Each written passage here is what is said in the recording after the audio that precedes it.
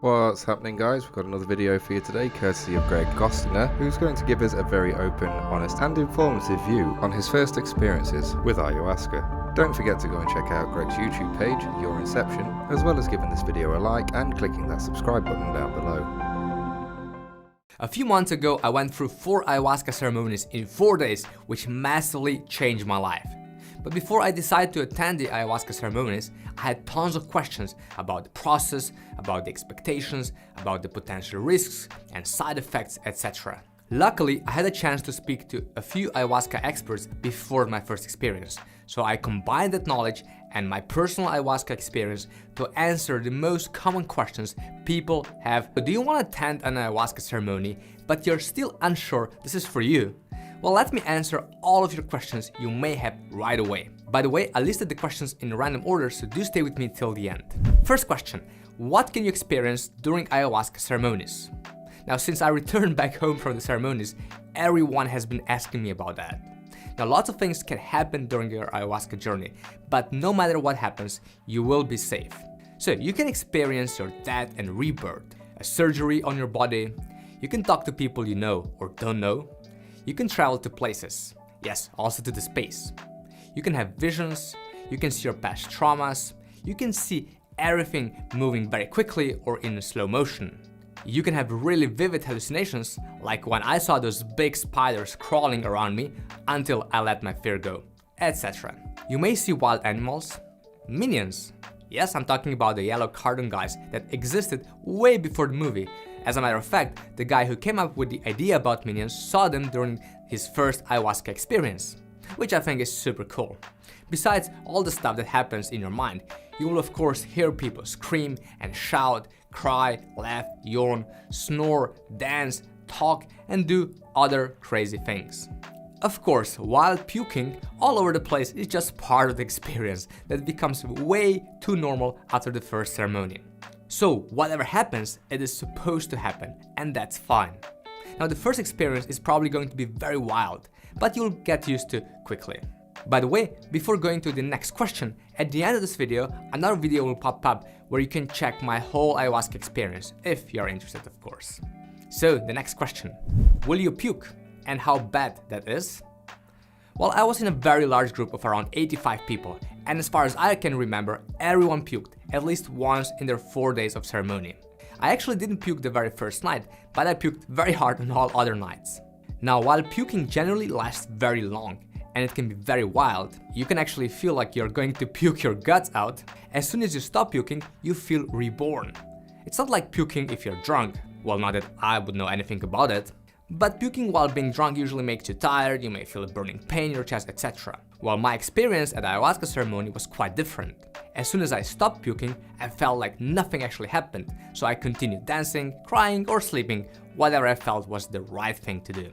Now, everyone will have a bucket which you should have close to you all the time. In most cases, this is a lifesaver if you don't want to be the guy who puked all over the place. But I've seen a person who borrowed a bucket from another person because he went to the toilet without his bucket, believing he wouldn't puke anymore. Well, everyone is pretty friendly there, so no worries, you can puke in other buckets as well. Now, how do you feel during the ceremonies? Are you afraid? Now, I would split each ceremony in 4 parts: before the ceremony, after you drink your first cup, when you get high, and at the end. Now, I was definitely afraid on the first night before the ceremony, which you can clearly see in the video at the end of this one. I was shaking, I was pale, and I thought to myself, what the f am I doing here? And to be honest, most other people, especially the beginners, had exactly the same thoughts. So don't worry, you won't be alone feeling desperate. Now, after I got into the maloca, yeah, that's like a big place where the ceremony happens, I felt even worse because all I saw was about 85 mattresses on the floor, each having a big white bucket and a roll of toilet paper.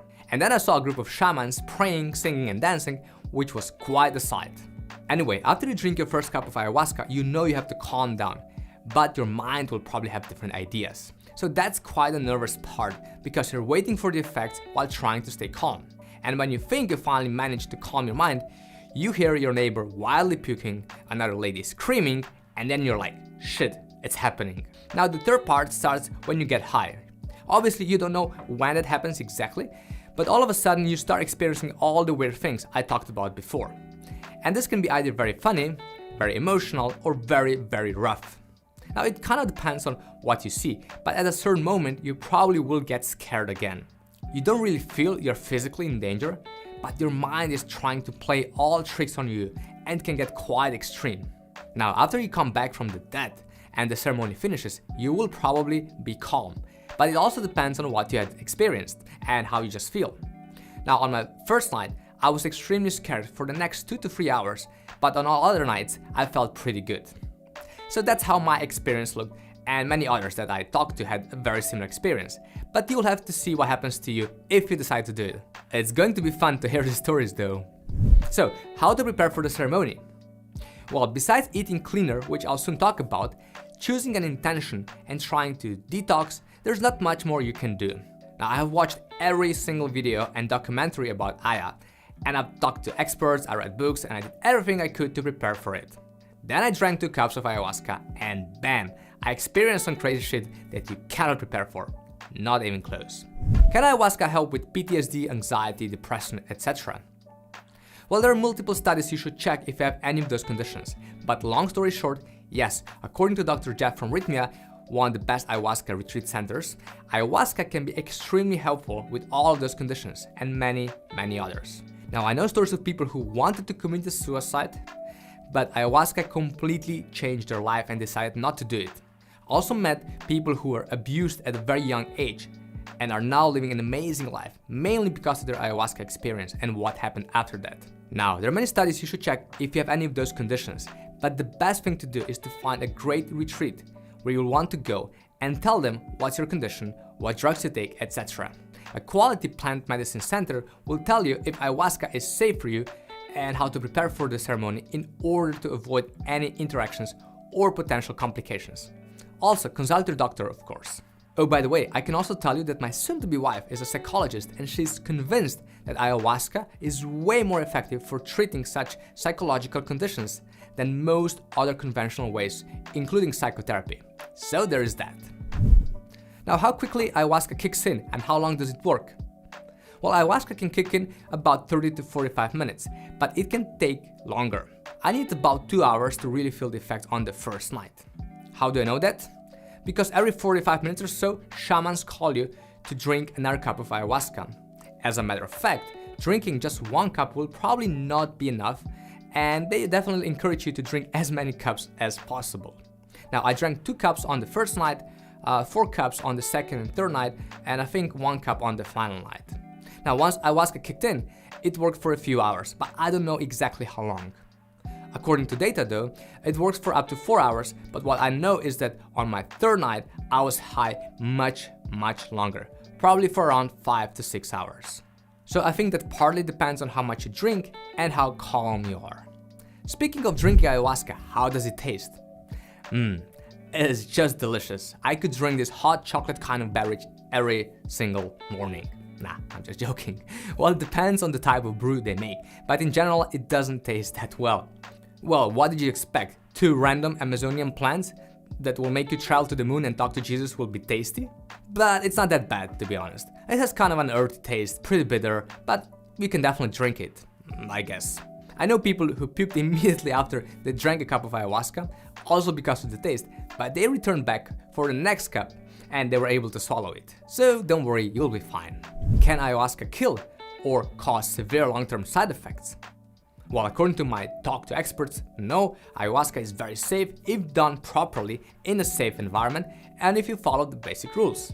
I couldn't find any cases online of people dying from ayahuasca, but in some very rare cases, some people reported that, for example, their depression got worse after ceremonies. Now, it's impossible for me to say why this happened, obviously, but based on what I know, I believe those people haven't exactly followed the rules, adjusted their lifestyle, or went through enough ceremonies to get rid of their conditions. And this leads us to the next question. How many ceremonies should you attend? 1, 2, 3, 4, 200? Well, I attended 4 in a row because the program was designed in such a way, but I think that's quite a lot. I don't think there is a consensus about that, but based on my experience, I believe the following. If you're otherwise satisfied and happy, but you want to explore your mind and soul, then I think 1 to 3 ceremonies are enough to start with. If you suffer from a severe trauma, depression, anxiety, or you think something is wrong with you, then I think you need to attend at least 3 to 4 ceremonies. Now, I didn't suffer from any severe traumas, but I still attended 4 ceremonies in a row, and for me that was a bit too much. Now, the biggest challenge were not the ceremonies itself, but to motivate myself to go back there again and again. Now, if you suffer from a trauma, then of course it's easier to motivate yourself because you know why you're doing it. So finally, it depends on you. Listen to your body and then make a decision. Once you decide you're going to attend a certain number of ceremonies, just go for it no matter what. Because even if it's going to be very hard, you need exactly that to get better. Will ayahuasca work for me? Well, you always hear stories of people saying, ayahuasca doesn't work. Now, if you go through the experience and someone says this to you, you'll probably start laughing because ayahuasca is so freaking powerful. It is just hard to explain. But some people may not be ready for it. And they convince themselves before the ceremony that nothing is going to happen and they block the whole process. Now, this can definitely happen, but it's very rare and very unfortunate. Now, if this happens to you, this just means you're not ready, you're too afraid to discover the truth. But I can tell you that in my group of about 85 people, I think 83 or 84 people had an amazing experience. So I think you're going to be fine. Will I have to repeat the ayahuasca ceremonies again in the future? Or is it enough to do it once? Well, it totally depends. I know people who attended over 300 ceremonies, which sounds absolutely insane. But then I know people who attended 2 ceremonies and said they will never do it again because they got their miracle. According to the data from Rhythmia, the most well-known retreat center in Costa Rica, which I attended as well. By the way, you can watch my whole review up here or check below in the description. About 97% of people experience a miracle after the very first week. Now, the center repeat the survey after 6 months and the number is still about 91 to 92%. This means that the majority of people will only attend ayahuasca ceremonies once, but if you want to continue exploring the universe, you may want to return. Now, honestly, after my first ayahuasca week, I said never again because it was really challenging for me. But now, a few months later, I can't wait to do it again. I'm just not sure what's wrong with me. So, do you have to follow a special diet before and during ayahuasca ceremonies? Well, what many recommend is to stop taking most supplements and drugs about 30 days before ayahuasca ceremonies. You need to cut down all the processed foods that are high in sugar or fat, the amount of alcohol, etc. Now, you want to go to ayahuasca ceremonies as clean as possible. During the ceremonies, we skip dinner, which was a good thing if you don't want to have diarrhea and puke at the same time, which can still happen, by the way. I was also drinking lots of water and natural juices, but not enough. That's why I had a bit of a breakdown on the last day. Now, it's very important to stay hydrated, especially if you purge a lot. That's something you just shouldn't forget. Who shouldn't do ayahuasca? Well, if you suffer from schizophrenia, you should probably avoid all psychedelics. Also, if you take SSRIs or any other antidepressants, you should stop taking them before the ceremony. But as I said before, please consult your doctor first. In general, it's not optimal to take ayahuasca if you have heart problems or problems with high blood pressure. Also, some retreats do not allow pregnant women to take ayahuasca, even though the ingenious people do give ayahuasca to pregnant women. Lastly, if you are on your period, you will not be allowed to do ayahuasca, so keep that in mind. How much does a trip cost? Well, this totally depends where you go and for how long.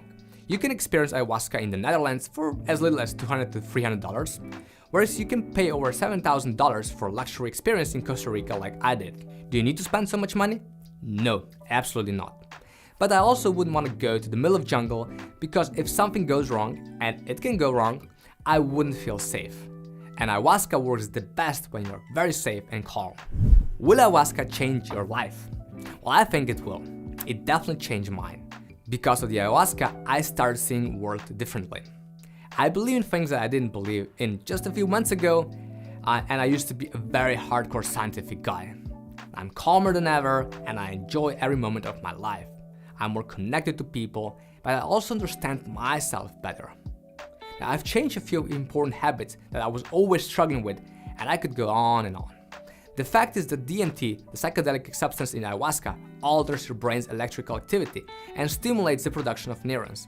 And whether this is the reason for the change, or just the crazy experience you go through, I don't know. But trust me, whatever happens, you'll come out a different person. Also better? Well, let's find out.